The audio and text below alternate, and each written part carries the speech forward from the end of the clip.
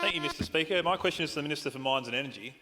Is the government progressing a compensation schemes with regard to power outages? With your leave and that of the House, I'll explain.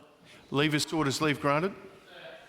In a letter dated 26 September 2023, addressed to Mr Philip Groves of Glynde, the Minister wrote that he was determined to, quote, make the necessary reforms via potentially, a further quote, establishing a scheme which provides a fair outcome for households. This would be welcome reform for my constituents who have suffered repeated outages, including a 20-hour outage last month. The Minister for Mines and Energy.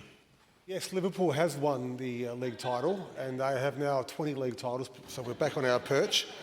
But I think there's another part of your question about whether we will be introducing a new scheme to allow full compensation for surging. And the answer to that question is yes. We put out a press release. I held a press conference with a member for Newland in her electorate. She championed this cause after her constituents were subjected to a surge which was no fault of their own. This had occurred under the previous government and under the previous Weatherall government, and through the privatisation of ETA, SA Power Networks were immune from having to manage some of these surges if they could prove to the regulator that they had done all that was reasonably responsible to maintain the system in an order where they did everything they possibly could to avoid a surge. But if a surge did occur through some natural act, people will not cover it. What we are doing now is introducing an insurance scheme, which has been publicised. We held a press conference. People will be getting compensated.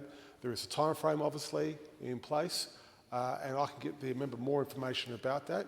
And if you'd like to give me the information of his constituent, I can ascertain whether that individual constituent is one eligible.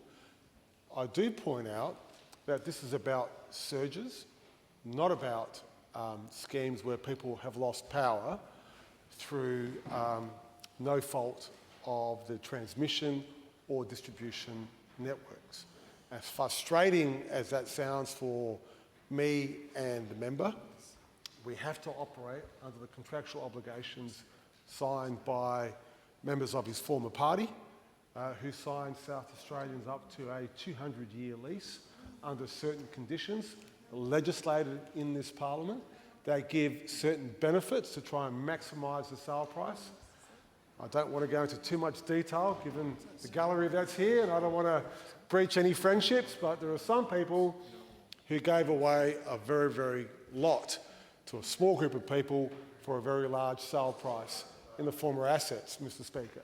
So I am doing all we possibly can to try and rectify some of this for constituents who know through no fault of their own, and I congratulate the member for Newland for the hard work she did to lobby the government to get this scheme operational, and the benefit for other members in the House on both sides of the parliament. That now mean if there is a surge that's not covered by people's household insurance, that would not be normally covered by the regulator, now that insurance scheme will cover it and those surges will be protected. That does not include people who were subjected to a loss of outages. There are prescriptive policies in place which I can point the member to so he can be fully aware of what is payable and what is not payable.